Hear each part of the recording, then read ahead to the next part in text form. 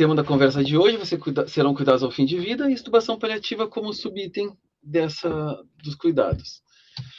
Para abordar o assunto, todo mundo que fazia parte do projeto TeleUTI teve um webinar na metade do ano passado que abordava os cuidados paliativos, quais eram os melhores cuidados, medicamentos, forma de condução desse perfil de paciente. E aí tudo que a gente conversou, não sei se tem gente do Telerehab também, mas tudo que a gente conversou naquela fase, o que a gente queria com esse paciente, quem era esse paciente, era um paciente que vinha num declínio progressivo, mas que a gente visava manutenção da autonomia, preservação do autocuidado e, sobretudo, a qualidade de vida. Então, nós tínhamos um paciente que tinha condições de sair do hospital, condições de levarmos ele para casa, para aproveitar o convívio com os familiares, com amigos.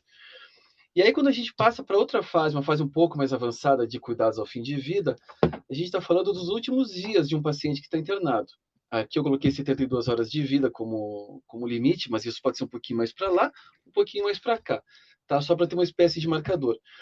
Então, enquanto a gente falava de preservação do autocuidado e qualidade de vida para o paciente de cuidados paliativos, quando o paciente entra em cuidados ao fim da vida, a gente vai falar de afastar sofrimento e, sobretudo, buscar o respeito e a dignidade desse paciente. E aí é sabido que é uma transição de difícil reconhecimento e é necessário muito planejamento e muito preparo do paciente, da sua família e da própria equipe envolvida, como a gente vai discutir nos próximos slides. Primeiro, quem é o paciente em cuidados ao fim de vida? A identificação ela é de difícil estabelecimento. E aí eu gosto muito desse artigo que está marcado de Christakis de 2000. Depois eu posso... Todos os artigos que a gente for debater, a gente pode fornecer para vocês no final da aula, nos próximos dias. Inclusive, a apresentação vai ser fornecida para vocês. Mas eu gosto muito desse trabalho, porque o que ele fala? Ele comparou um grupo de médicos que acompanhava um grupo de pacientes em cuidados ao fim de vida, paliativos e cuidados ao fim de vida, e eles viram que quanto maior o envolvimento da equipe médica, do médico, da pessoa médico com o paciente, maior é a dificuldade dele em ter um dado mais assertivo a respeito do óbito do paciente. Então, quanto maior o envolvimento, maior a dificuldade de reconhecer essa data, esse prazo. Só que a gente tem que ter a terminalidade como eixo central. E o que é a terminalidade? O esgotamento de qualquer possibilidade de resgate das condições de saúde. O paciente está em coma, está com uma estabilidade hemodinâmica muito avançada, alguma coisa assim uma doença, um câncer, alguma coisa muito avançada que a gente não consegue mais tratar, a gente cuida ele, conduz ele nessa parte de cuidados ao fim de vida. Então, quando a gente sabe que a possibilidade de morte está próximo, o óbito está próximo e que esse quadro é inevitável e previsível.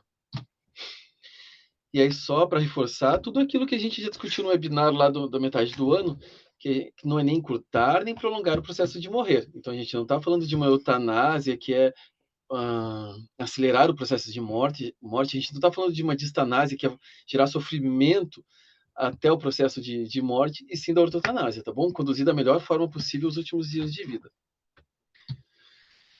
Obviamente, isso, quando a gente passava os casos clínicos com os hospitais envolvidos no TeleUTI, no projeto, sempre era debatido, tudo bem, mas o que a lei nos permite conduzir numa intubação paliativa, conduzir o paciente em cuidados ao fim de vida?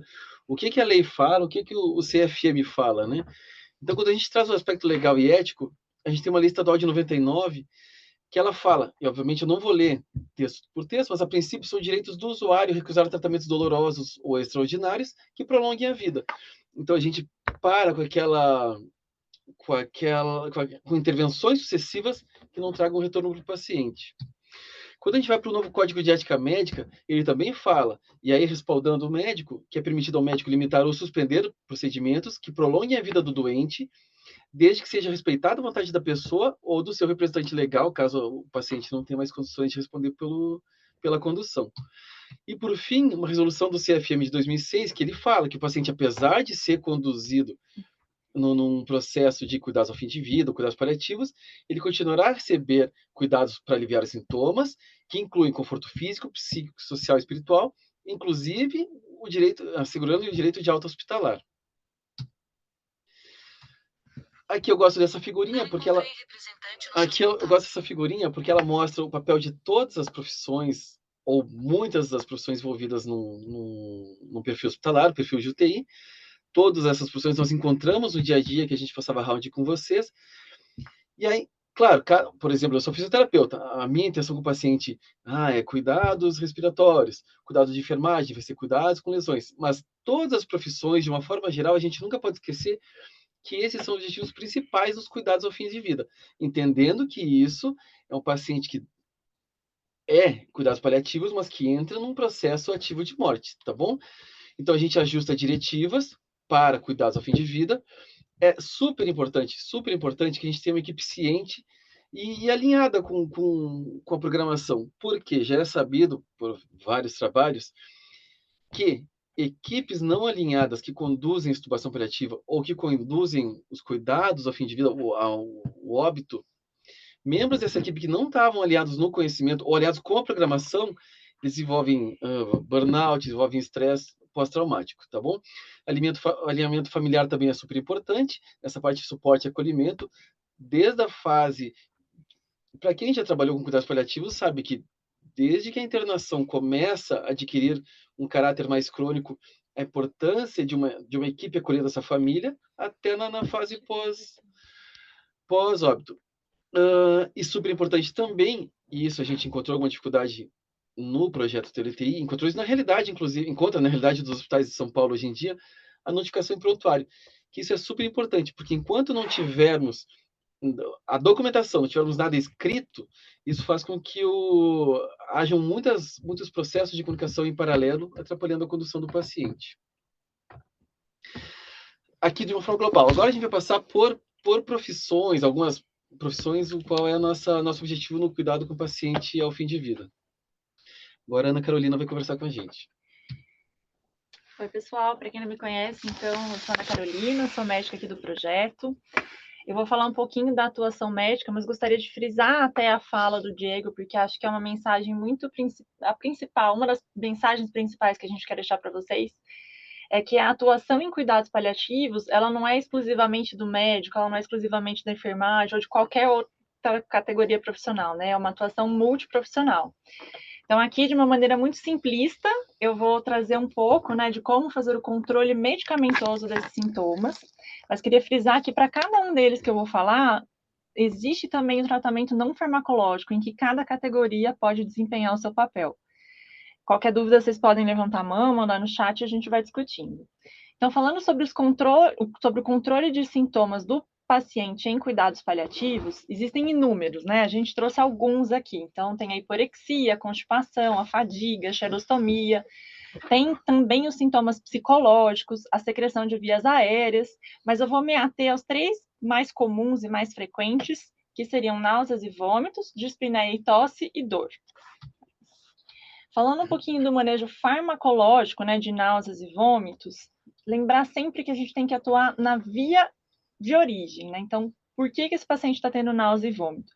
Porque olhando para essa origem, olhando para a via central, eu consigo ter uma medicação apropriada e trazer um medicamento adequado, né? Então, aqui, de maneira nenhuma, eu quero me ater a essa figura, ficar explicando um por um, mas só para citar um exemplo, né? Se é um paciente que está com náuseas e esses sintomas de vômitos aí atrelado realmente ali à dopamina, então eu vou usar metoclopramida, bromopril, haloperidol, medicamentos mais certeiros para atuar nessa ação, né? E lembrando, aqui é uma tabela que eu trouxe só para a gente relembrar, né? Então, quais são essas vias que podem acontecer? Então, pode ser por zona quimiorreceptora, que seria mais ou menos assim, um mecanismo que seria, a náusea seria secundária a alguma medicação, por exemplo. Então, o paciente que está em uso de morfina de horário para controle dos sintomas, ele pode desenvolver náusea, ele pode desenvolver vômito por conta de um estímulo da medicação. Nesse caso, os mediadores químicos seriam a dopamina e a serotonina, e a droga de escolha seria a metoclopramida, haloperidol, clorpromazina, ondansetrona. Então, para essa situação específica, se de repente usar o dimedrinato, se eu colocar o Dramin para esse paciente, talvez não tenha uma ação tão efetiva, né? Uma ação tão otimizada quanto se eu usar a droga de escolha certeira. E não vou me até explicar um por um, depois a gente vai compartilhar com vocês aqui, mas sempre tentar entender se a náusea e vômito daquele paciente ela é ligada a qual via central. Que assim a gente vai conseguir prestar um tratamento medicamentoso melhor. Trago como citação do Manual de Cuidados Paliativos aqui de 2023, que foi um manual desenvolvido entre o Ministério e o Hospital Sírio-Libanês, em que eles trazem e exemplificam algumas situações, e nessas situações, quais seriam as medicações mais propriamente indicadas, né? Então, por exemplo, num paciente que evolui com uma obstrução intestinal, que está tendo náuseas e vômitos, o haloperidol é a primeira escolha. E às vezes, na prática do dia a dia, a gente acaba associando outras drogas, né, outros antieméticos, e acaba não prescrevendo o haloperidol, que seria uma medicação mais certeira para o controle dessa sintomatologia. Tentando o haloperidol não deu certo, você segue com o dimidrinato, com a ondansetrona e assim sucessivamente. Então, é um manual muito interessante para quem trabalha com cuidados paliativos, acho que todos nós, né, estamos frente a esses pacientes dentro da unidade de terapia intensiva. É um manual muito interessante que exemplifica e traz realmente esses fluxogramas para a gente atuar. Lembrando que, eventualmente, a associação de medicações, ela é necessária, que muitas vezes a causa do náusea, a causa do vômito, ela é multifatorial, né? Então, não vão conseguir resolver aquela sintomatologia, eventualmente apenas com uma droga, e tem que fazer essa associação.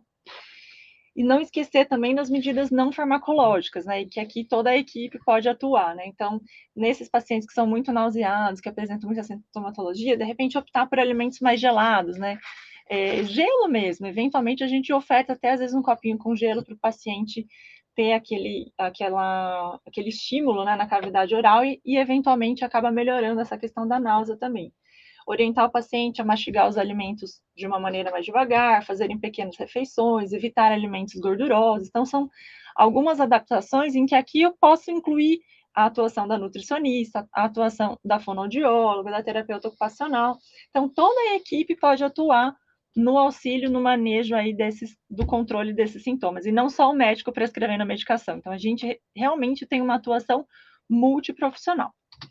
Passando um pouquinho para frente, falando sobre a dispneia e tosse, a gente sabe que a dispneia é um sintoma muito comum, principalmente nos pacientes que estão numa fase ativa, inclusive, de morte, né? E para atuar na dispneia, as duas principais medicações que nós lançamos mão são os opioides, basicamente a morfina, né, que é o mais conhecido, e realmente é uma medicação muito efetiva, e os benzodiazepínicos. Lembrando que a morfina, ela vai alterar, inclusive, a percepção central da dispneia, né, e reduzir a sensibilidade do centro respiratório.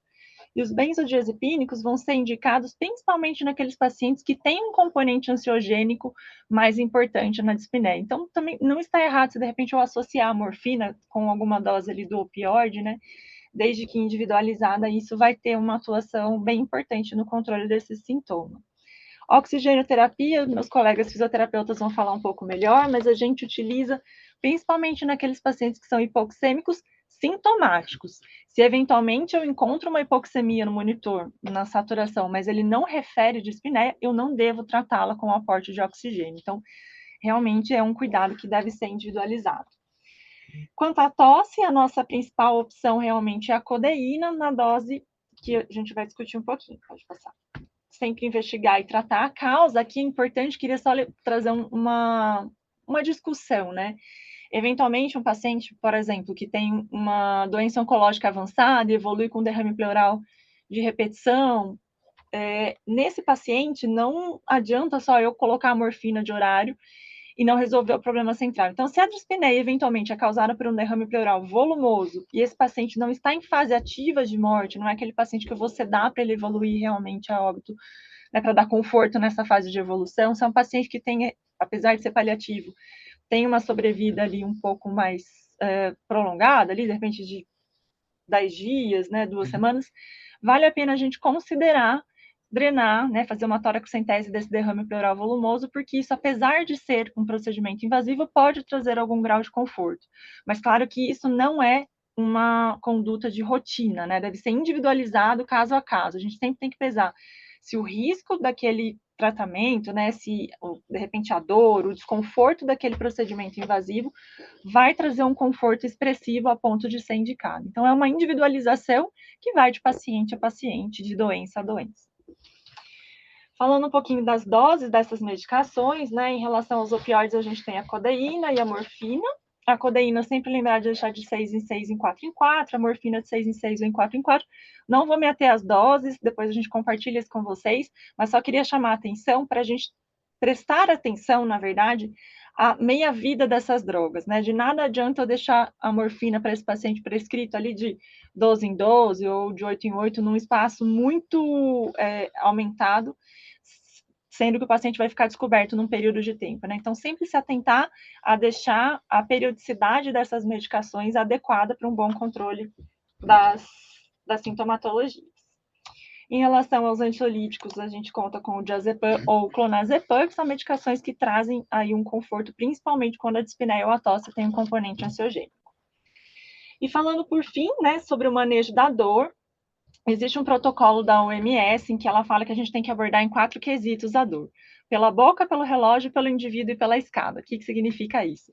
Pela boca é que, preferencialmente, quando o paciente tolerar, a gente sempre preferir a via oral, né, dar as medicações por via oral para esses pacientes, para evitar procedimentos que sejam invasivos, passagem de catéter, né, até punções, às vezes repetitivas, que possam trazer algum grau de sofrimento para o paciente.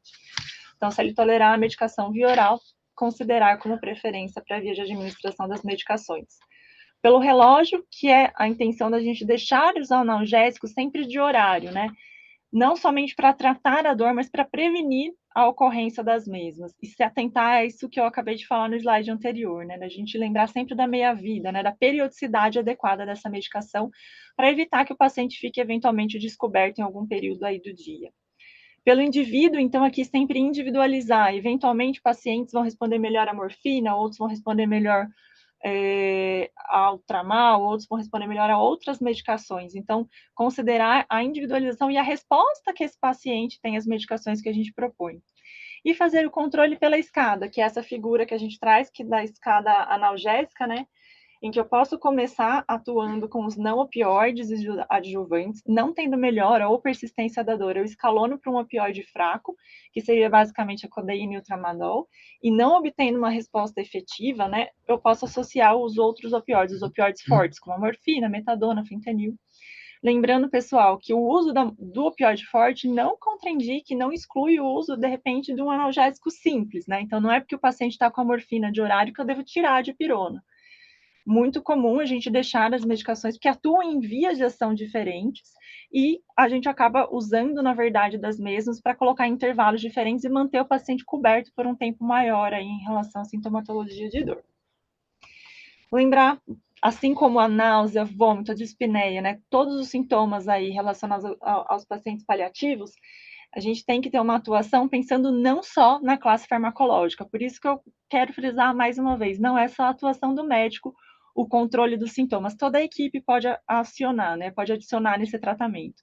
Então, a psicologia, que vai ajudar no controle da ansiedade, o serviço social, que de repente pode trazer a família para mais perto do doente, acolher também a parte espiritual, né? Eventualmente a gente favorecer a visita de padres, de realmente, de acordo com a espiritualidade, de acordo com a religião desses pacientes, que eles recebam essa visita espiritual, porque isso também ajuda no controle dos sintomas.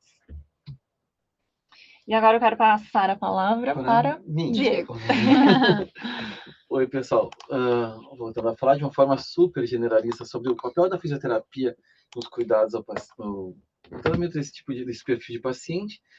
Então, antecipação de sintomas associados à situação de fim de vida, a gente vai antecipar, a gente vai atuar de uma forma preventiva e não de uma forma... a gente vai ficar correndo atrás do sintoma que a gente não percebeu. Então, como a Ana já levantou para a gente, a questão de dispneia. A gente não vai esperar esse paciente evoluir com uma dispneia mais importante para, a partir daí, iniciar com intervenções de fisioterapia. A gente vai sempre tentar antecipar os sintomas. Ela serve também como uma terapia adjuvante para manejo e controle de dor e náuseas. Já tem alguns trabalhos que sugerem o uso de acupuntura e laser para controle desses sintomas. Estratégias para minimização de fadiga. Para quem é fisioterapeuta já aprendeu desde a época da faculdade as técnicas de preservação de energia, a facilitação de cuidados com o paciente no processo de extubação paliativa, e daqui a alguns slides, a Ana Luísa, outra fisioterapeuta, vai nos apresentar toda essa fase de preparo pré, preparo durante, preparo pós a extubação paliativa, quanto à otimização e redirecionamento de proposta terapêutica mais adequada. Aquilo que a gente já conversou no início da palestra de hoje. Então, a gente deixa de olhar esse paciente com cuidados paliativos, em que a gente quer independência, autonomia e qualidade de vida, e passa para um direcionamento para cuidados ao fim de vida, sobretudo respeito e dignidade, tá? Por fim, priorização de conforto do paciente e familiares, isso não é só da fisioterapia, isso, como a Ana Carolina já ressaltou, deve ser proposta de todos os profissionais da equipe multi, tá bom? Passar agora para a atuação da enfermagem, a Gelson vai conversar com vocês a respeito da atuação da profissão. Quer aproximar aqui?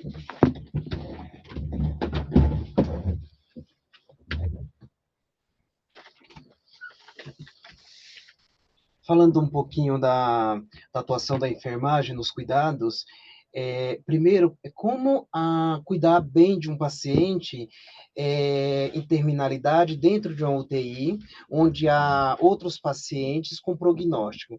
Será que esse paciente está recebendo os cuidados, uma atenção adequada igual aos outros? A gente precisa tomar cuidado para a gente não ser negligente com a assistência desse paciente, com os cuidados com esse paciente, porque o paciente na terminalidade, mesmo na UTI, ele requer um cuidado diferente, mas não Mais individualizado, né? individualizado, mas como que é a Não é menos palavra? importante, né, Não, do que isso, os não outros menos pacientes. importante. Obrigado, Diego. Então, a gente precisa tomar cuidado, porque a família vai chegar na UTI, muitos vêm só aos finais de semana, não aceita. Quem que está mais próximo desse paciente? O enfermeiro. Então, nem sempre a psicologia ou o médico estão disponíveis para acolher essa família. Então, o enfermeiro que está ali de frente, ele precisa ser uma pessoa acolhedor, que acolha essa família, que coloque uma cadeira próximo ao leito desse paciente, baixe o decúbito a cama para poder esse ente querido, segurar a mão desse paciente sentado, às vezes é uma mãe, são pessoas idosas, traz um copo de água, favorecer um ambiente de acolhimento. Eu sei que na UTI é um lugar de estresse, corrido, de imprevistos, mas eu acho que 5 minutos, 10 minutos de atenção, eles vão embora mais calmos para casa, vão ficar super agradecidos. Eu acho que é a coisa da empatia, é se colocar no lugar do outro e fazer com que aquela família fique um pouco mais calma. Agora, falando dos cuidados, observar nível de consciência, retirar contenções mecânicas sempre que possível. Se o paciente ficar agitado ou tiver delírio hiperativo, optar sempre por contenção química. Evitar decúbito baixo dos procedimentos como banho, trocas e curativo, para que esse paciente não apresente desconforto respiratório e até mesmo a Conspiração, né? broncoaspiração. Isso, obrigado, Diego.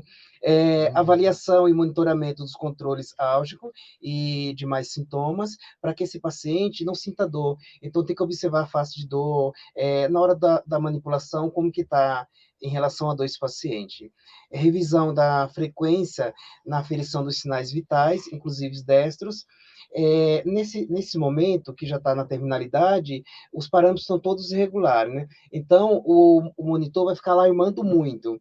Verificar com a equipe a possibilidade de retirar o aparelho de PA, oxímetro, deixar só a frequência cardíaca mesmo, para que a família não fique angustiada com o barulho do monitor alarmando toda hora. Individualizar as vias de administração de medicamentos, VO, EV, IM e podemócrise. Manutenção de cuidados com lesões de pele. Priorizar sempre o conforto e não esperar uma melhora dessa lesão. Esse não é o objetivo do curativo nesse momento. Atenção para alimentação, para eliminação fisiológica, incontinência ou retenção urinária, se atentar mais para retenção, porque às vezes, por estar em cuidados terminais, acaba não ficando sempre o último a fazer as trocas e não observa que ele não está urinando. Isso vai causar uma distensão abdominal, um bexigoma. Então, se você vai medicar, não vai resolver essa medicação, vai ficar medicando e o paciente continua com dor. Então, precisa avaliar direitinho para passar uma sonda vesical de alívio. Mudança de decúbito e banho conforme tolerância do paciente, se o paciente está desconfortável, ou chegou familiar nesse momento, bem na hora do banho ou dos procedimentos. Às vezes, essas famílias vêm de longe, então, espera um pouquinho, deixa essa família ficar ali, se não conseguir dar o banho, fazer a higiene, os procedimentos da enfermagem no seu plantão, conversa com a supervisão, passa para o próximo plantão, mas deixa essa família, acolhe essa família nesse momento.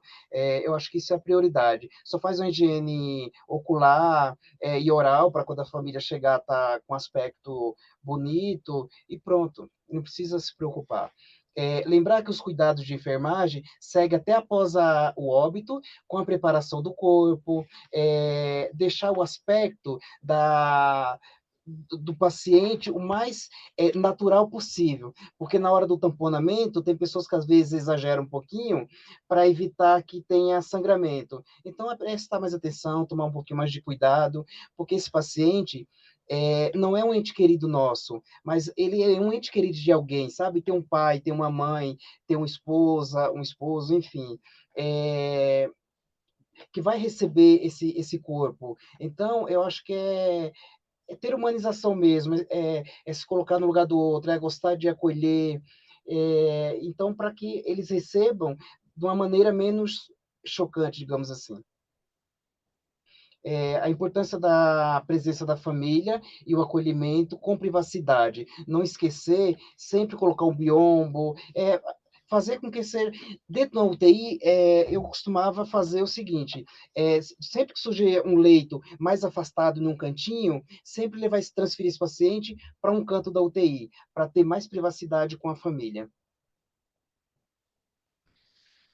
Falando um pouquinho da atuação multiprofissional, em tudo que a Ana já falou, envolver toda a equipe multi, então a gente fala, desde uma parte de psico, que fala de acompanhamento de pacientes e familiares, a psicologia, e nós aqui, falando do Sírio-Libanês, nós enquanto equipe, tivemos muito acolhimento da equipe de psicologia, porque quem trabalhou na época do Covid, nós tínhamos muitos casos de óbitos, tá? Então, é claro que a equipe sente isso, então é importante que a equipe de psicologia acolha a família, o paciente e, também, sobretudo, a equipe, tá bom? A gente tem a parte da Fono e Nutri, que atuam da Fono, particularmente, estratégia de comunicação e adaptação da consistência alimentar, e conversando com a Nutri, e que ela vai fazer essa adaptação alimentar por preferências do paciente, um paciente que já está em cuidados ao fim de vida e que ele tem muitas das vontades deles têm que ser respeitadas, né? Enquanto assistente social, a gente tem a fase de acompanhamento no suporte social, que começa numa internação prolongada, internação crônica, e acompanha a família, inclusive na fase pós-óbito, e a partir da farmácia, inclusive, na disponibilização rápida e correta de medicamentos necessários para utilização nesse perfil de paciente. Aqui só começar a introduzir o assunto, antes da Ana Luísa falar sobre extubação paliativa, nós temos dois conceitos importantes que eles falam do desmame terminal, que é o paciente mantém a prótese, a gente reduz parâmetros, e aí depende da literatura que vocês vão utilizar. Muitos usam suporte de 5, PIP de 5 e F de 21. Tem alguma literatura que sugere um suporte de 0, PIP de 0, F de 21, para manter só a viária aberta com a prótese. E tem um tipo de condução dessa ventilação terminal, que é a extubação paliativa, que é a retirada da prótese, que a Ana Luísa vai explicar para a gente daqui a pouquinho, tá? Só que é importante que a gente saiba que a escolha entre uma modalidade e outra envolve aspectos culturais, regionais, religiosos e espirituais.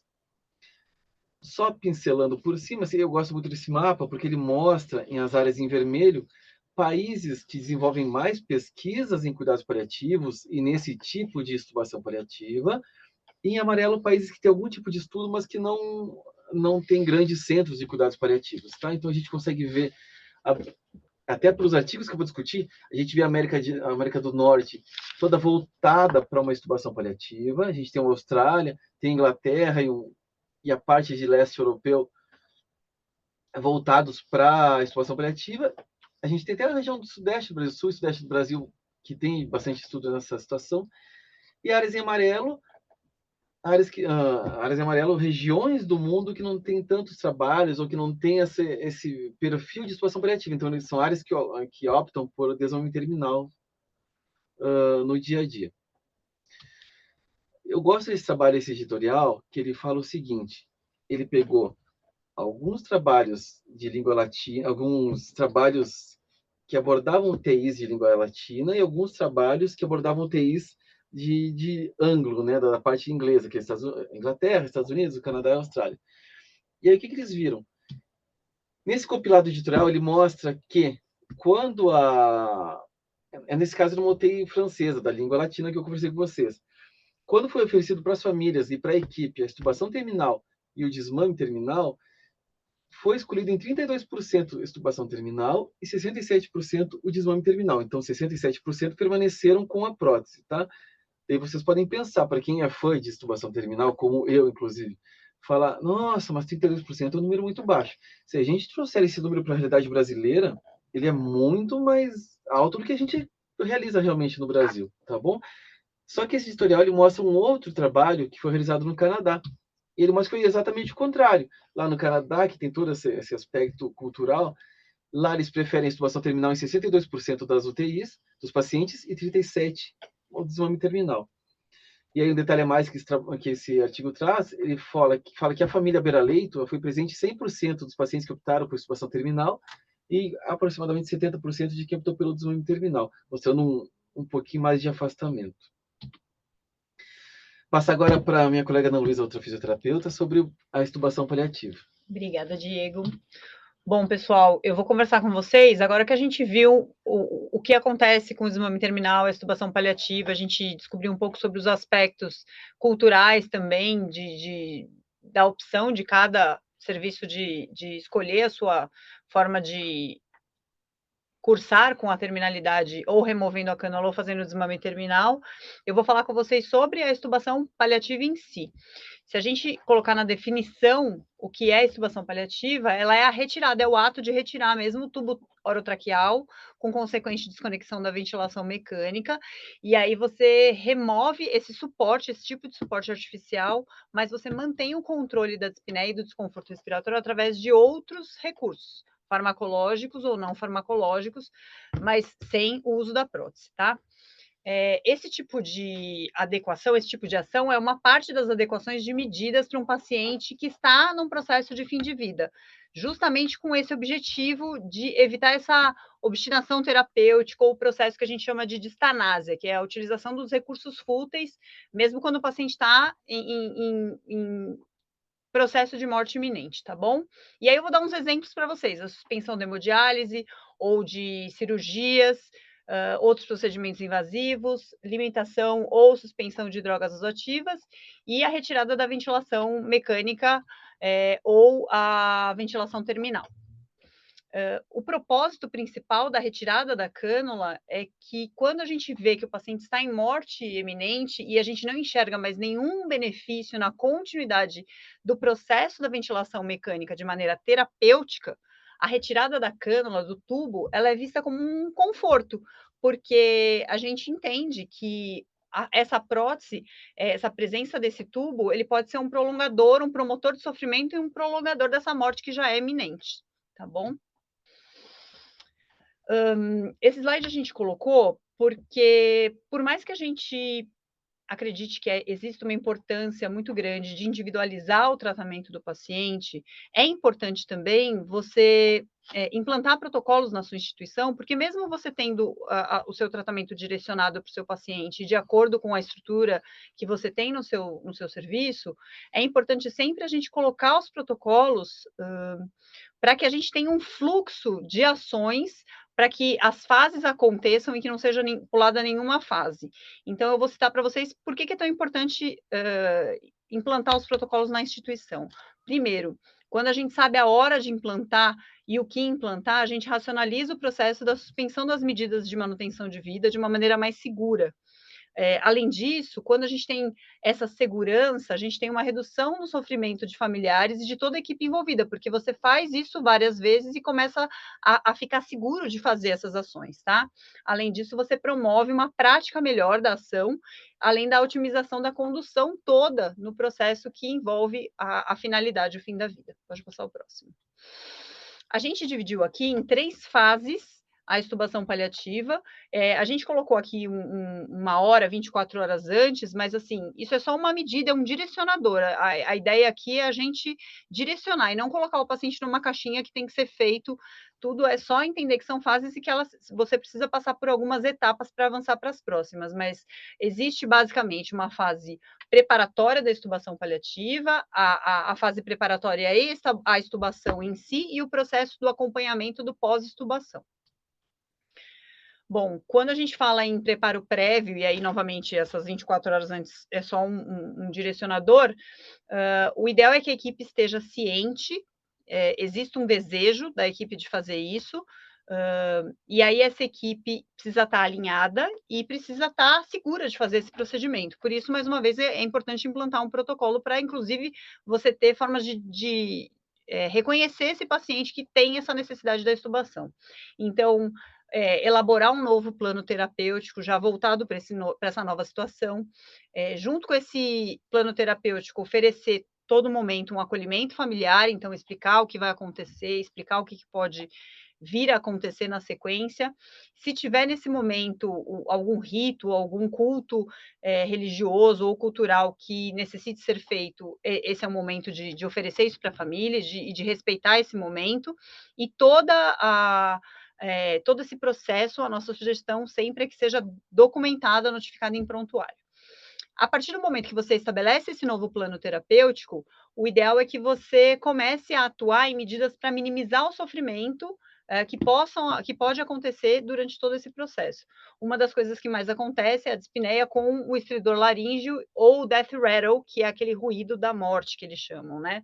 E aí já prepara esse paciente um tempo antes com os de corticoterapia e secativos de saliva. Pensar também numa condição de balanço hídrico negativo para esse paciente previamente, então limitar os fluidos, aí suspensão de dieta interal, soro de manutenção e medicações que tenham muito volume, para que esse paciente não tenha desconforto por congestão, né, fique desconfortável por congestão, né, respiratória, e aí, se achar que cabe, administrar diuréticos no processo antes, como forma de minimizar o volume nesse paciente. E, a todo tempo, manejo de sedação e analgesia. O ideal é que esse paciente, ele tenha drive, você diminuir a sedação ao ponto que ele mantenha o drive respiratório, mas que ele não tenha a sensação de desconforto, tá bom? Já foi discutido brilhantemente pela Ana. Próximo, por favor.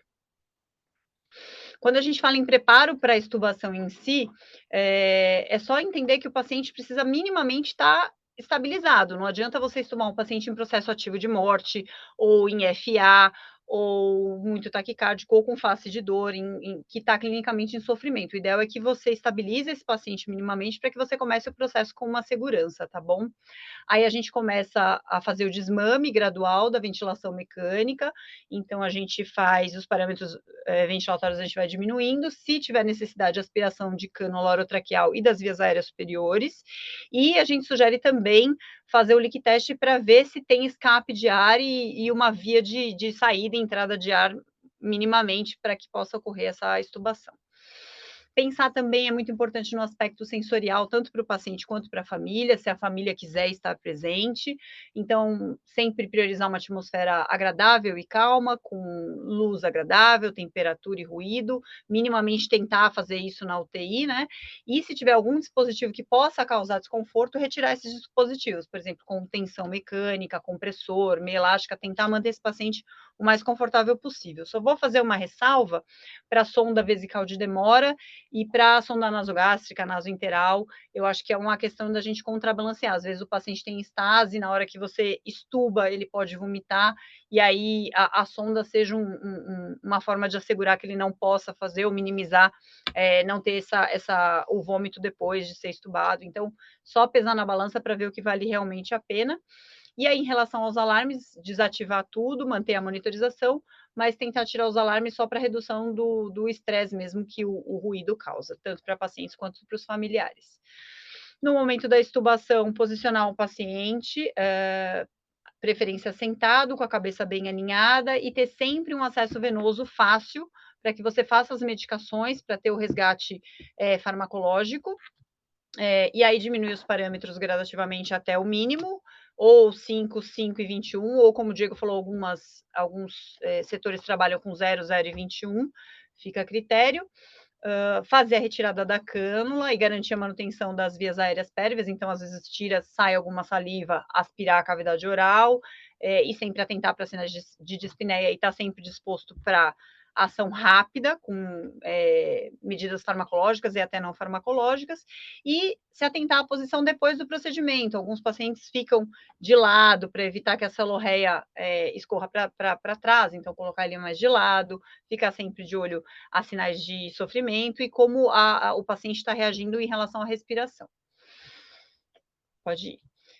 E aí, no preparo do momento pós-extubação, além do posicionamento e o conforto do paciente, é ficar de olho sempre se ele começa a ter sinais, na verdade, como o Diego falou, não esperar ele ficar muito desconfortável.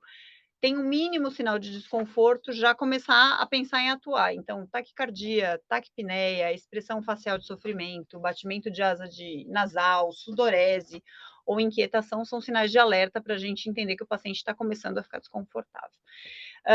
Em relação ao ruído death rattle, pode passar o próximo, ele é um marcador de morte iminente, e além de acolher a família, isso tem que ser avisado para a família que isso pode acontecer, sempre se mostrar disponível a tentar minimizar esse sinal, tá bom? Dá para usar doses de inibidores e corticoterapia, de preferência que tenham ação muito rápida, e a todo momento, isso cabe para todo mundo da equipe, oferecer suporte, tanto para a equipe como um todo, quanto para a família, e essa é a hora que você tem que se mostrar presente, porque vão surgir inseguranças, vão surgir questionamentos, e você estar lá e mostrar que você está para ajudar, traz muita segurança para o familiar que está presenciando ali esse momento. Então, só para lembrar, otimizar a sedação e a analgesia para o óbito, e sempre atentar a procedimentos que você vai fazer depois da extubação, que os pacientes vão morrer em poucos minutos ou horas, e aí, às vezes, colocar na balança, será que ele precisa fazer uma higiene, será que ele precisa mudar um decúbito, ou fazer um outro procedimento que possa levar a um desconforto? Então, o mínimo de incômodo possível para o paciente. E aí, a gente colocou esse slide só para evitar algumas armadilhas que a gente, às vezes, tenta acertar e acaba errando. Depois da extubação, no contexto de extubação paliativa, ventilação não invasiva e oxigenoterapia, como a Ana falou, o uso é muito controverso, a gente chega até a não recomendar, porque, novamente, a gente entende que são prolongadores da morte que é iminente, e você pode controlar a dispneia de outras maneiras, nesse contexto, né? Da mesma forma, aspiração nasotraqueal e orotraqueal, nós fisioterapeutas temos a impressão de que o processo da aspiração vai trazer um conforto para o paciente, mas o processo em si é muito sofrido. Então, às vezes, novamente, colocar na balança, aspirar somente cavidade oral e manter o posicionamento auxiliado a medidas farmacológicas e não farmacológicas para controle da dispneia já vão ajudar, ao invés de passar a sonda e aspirar o paciente. Sempre lembrando do ajuste de dose de sedoanalgesia, e ela tem que ser de efeito rápido, imediato, mais uma vez o acesso fácil, né? Então, isso tem que ser garantido até antes do processo da extubação paliativa. E aqui a gente colocou não usar bloqueador neuromuscular, porque a gente já viu que isso aconteceu em algumas situações, e a gente acredita que não é para ser utilizado, porque por mais que você queira acertar, minimizar o desconforto da reação do paciente, ele vai com certeza sofrer, porque você vê taquicardia ou sinais de sofrimento, mas ele não vai conseguir expressar. Então, é uma forma até de dificultar a nossa própria avaliação. Então, não utilizar o bloqueador neuromuscular. E sempre fornecer o acolhimento, principalmente até o momento da morte e, eventualmente, no pós-morte. Agora eu vou voltar para o Diego. Bom, pessoal, essa pergunta fica no ar, quanto tempo ele tem? Sempre que nós orientamos as equipes a realizar a extubação paliativa, sempre a pergunta que nós recebíamos era, tudo bem, a gente vai conduzir, mas e quanto tempo ele tem? Quanto tempo ele vai ficar na UTI? Quanto tempo? Porque a sugestão que a Ana Luísa deu, e realmente é que os familiares acompanhem, mas isso vai durar minutos? Será que é bom para o familiar acompanhar ele falecendo? Ele vai demorar horas? Tem muitos casos de pacientes que ficam dias estubados paliativamente e conseguem até, inclusive, ir para o quarto, ficar próximo da família, ou até para casa, desde que tenha toda aquela assistência ao processo de óbito.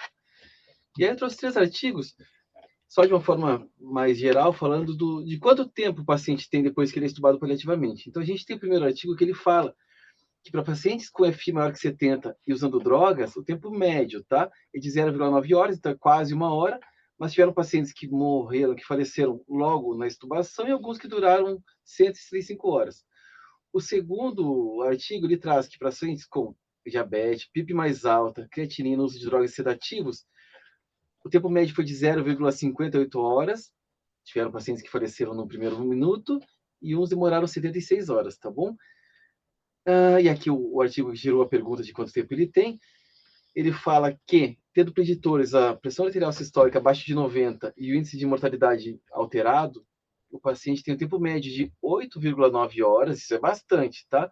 Então, a gente vai para as pontas, pacientes que viveram 4 minutos e alguns por 7 dias. Então, um tempo super conveniente para tentar mandar esse paciente para o quarto, tá bom? Ele ressalta também que 56% do óbito foi nas primeiras 24 horas. Aqui, pessoal, a gente traz uma tela de apoio. Além da aula que a gente vai fornecer para vocês, a gente tem esse manual de cuidados paliativos, que é a edição revisada agora, a segunda edição revisada e ampliada, ela é de 2023. Está super bacana, o PDF é liberado na internet, mas caso você tenha dificuldade de acessar, a gente pode enviar para vocês. E no lado direito, mais um folheto de informações sobre cuidados paliativos, sobre a condução desse processo de intubação paliativa, como conduzir a equipe, como conduzir o paciente, como conduzir até o processo com o familiar. Tá bom? Acho que é isso, pessoal. A gente tentou, no preparo dessa aula, fazer tudo da forma mais leve sobre um tema tão pesado como esse tema de cuidados do fim de vida e intubação paliativa. Espero que tenham gostado, espero que tenham surgido muitas dúvidas e realmente aproveitem esse tempo para, se isso não é uma prática na realidade, na prática já de vocês, não é uma realidade prática já de vocês, aproveitem agora para fazer perguntas. Se já é uma prática ou vocês usam o desmame terminal também, vamos tentar abordar, conversar a respeito, tá? A gente está livre agora para debatermos, tá bom? Muito obrigado, pessoal, pela paciência novamente, obrigado pela colaboração. Obrigada, pessoal. Bom, Já? primeiramente, queria agradecer e parabenizar os palestrantes pela excelente apresentação, né, e também por aceitarem falar de um tema ainda muito delicado para a prática assistencial, principalmente quando a gente fala sobre extubação paliativa. Antes da gente partir para as perguntas, queria só lembrar novamente, algumas pessoas entraram aí no decorrer da aula, de não esquecer de preencher a lista de presença e também, né, preencher a pesquisa de satisfação, né, a opinião de vocês é muito importante para a gente nessa pesquisa. Então, nós disponibilizamos no chat o link da lista de presença e também da pesquisa de satisfação. Caso alguém não tenha acessado, pode chamar no chat aqui que eu reenvio novamente, tá? E no final dessa apresentação, eu vou disponibilizar em QR Code tanto a lista de presença quanto a pesquisa de satisfação. Bem, partindo para as perguntas, aqui no chat, né, no decorrer da aula, a gente, quem tivesse interesse poderia mandar aqui pelo chat, ou mesmo eh, querer fazer alguma pergunta, levantando o ícone da mão levantada, né? E então queria convidar vocês aí para alguma coisa que foi compartilhada aqui na aula que vocês queiram perguntar, alguma informação que talvez não tenha ficado claro, ou mesmo trazer alguma dúvida aí na prática que vocês tenham vivenciado e queiram compartilhar com a gente. Então eu gostaria de deixar vocês à vontade quanto a isso. Ou se quiserem compartilhar alguma experiência também, super válido para a gente debater. Sim.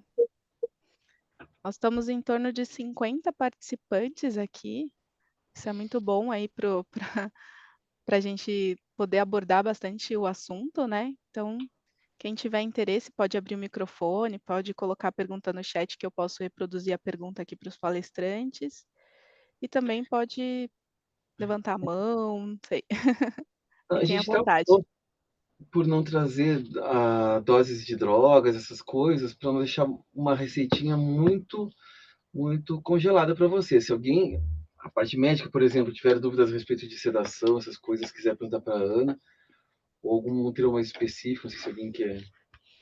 Ou se quiser conversar a respeito da realidade de vocês, se vocês praticam o desmame terminal ou a masturbação paliativa, tá bom? Fiquem à vontade.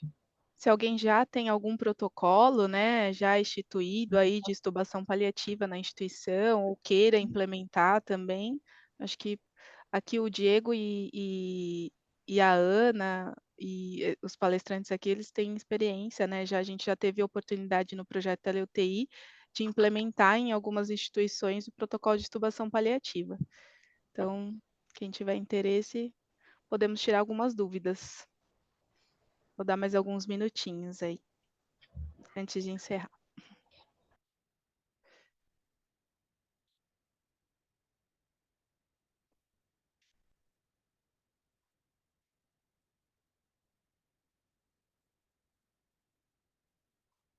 Eu, Pessoal, alguém já fez ó, aqui, ó, tem intubação uma dúvida aqui, ó. paliativa na UTI? É, Levantem as mãozinhas. ô, Ana, antes da gente ir para essa perguntinha que você fez, a Débora, eu não sei de que instituição ela faz parte, mas ela colocou aqui primeiramente boa tarde, né? Além da morfina em bomba, gostaria de saber quais as melhores medidas para manejo da dispneia após a extubação paliativa. Quem pode responder? Do ponto de vista medicamentoso, né, Débora, a gente usa a morfina, mas eventualmente há a necessidade da gente associar o midazolam em bomba também.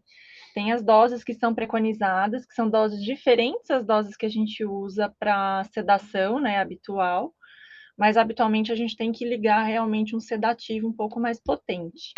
E existem também as medidas não farmacológicas, não sei se algum de vocês quiser complementar, mas o uso do ventilador portátil, né, quer falar? Não, eu acho que tem o posicionamento, às vezes os pacientes respondem bem com a posição sentada, outras vezes, como eu falei, depois da extubação, a posição de lado, fetal, tentar manter as vias aéreas mais pérvias, então se precisar aspirar, às vezes dá para usar um broncodilatador também para facilitar a entrada e a saída de ar, sempre visando o conforto, né?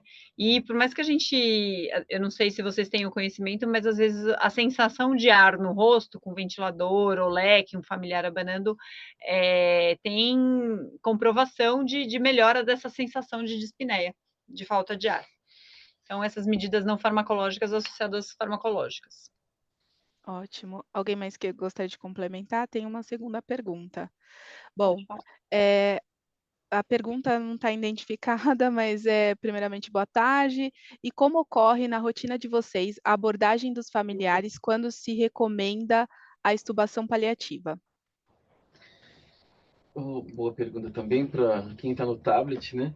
E aí eu vou falar da realidade dos hospitais que eu trabalho. Nós quatro aqui gostamos muito de cuidados paliativos, e a gente já sabe, tem uma tabela super famosa que mostra que à medida que o paciente vai cronificando, essa família vai sendo abordada, o paciente também.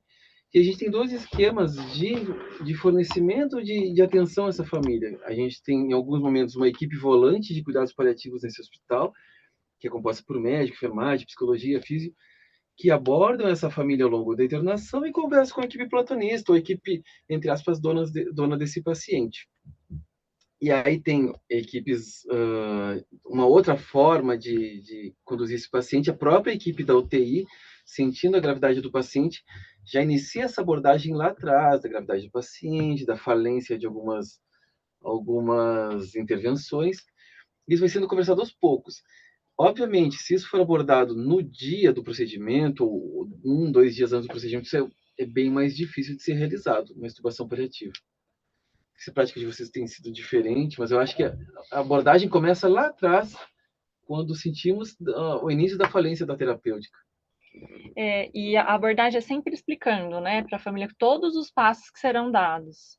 Se em algum momento a gente perceber que a família, algum familiar sente-se desconfortável com a extubação paliativa, a gente não segue com o procedimento. Então, tem que ser algo que seja confortável para a família e para a equipe como um todo. Mas, como o Diego falou, a gente vai abordando isso ao longo do caminho, né? Eventualmente, isso demora dias para a gente conseguir alinhar, programar o dia em que será feita a extubação, e tudo tem que estar previamente executado, né? Tanto dos cuidados, como a Ana Luísa trouxe na apresentação, né? Nos cuidados físicos, né? Ali, os cuidados terapêuticos, quanto na questão também social e psicológica dos envolvidos. O tablet até complementou aqui que a família tem que concordar. Isso, na impossibilidade do paciente responder, porque não tem mais nível de consciência para isso, a família tem que concordar, a equipe, obviamente, tem que concordar também, tá? Para não gerar trauma para nenhuma das partes. Só falando aí, desculpa te interromper, Diego, mas só falando como que começa o processo da abordagem, o ideal é que tenha sempre uma mesma pessoa, como o Diego falou, existe uma equipe volante, mas é sempre eleita uma pessoa que acompanha esse paciente, então não é uma decisão do dia para a noite, é feita uma conexão onde o familiar se sente seguro, às vezes até o paciente também antes se sentia seguro, e aí se aventa esta possibilidade com todas as etapas do processo, e a gente só entende que se aventa essa possibilidade quando há essa conexão e essa segurança. Então, isso é uma coisa que demanda minimamente um tempo, né? E lembrando que está tudo respaldado pela lei, né? O respaldo legal, o respaldo do próprio CFM, tá bom, pessoal? Alguém já participou de uma intubação paliativa, pessoal? Não? Não, né? Maravilha.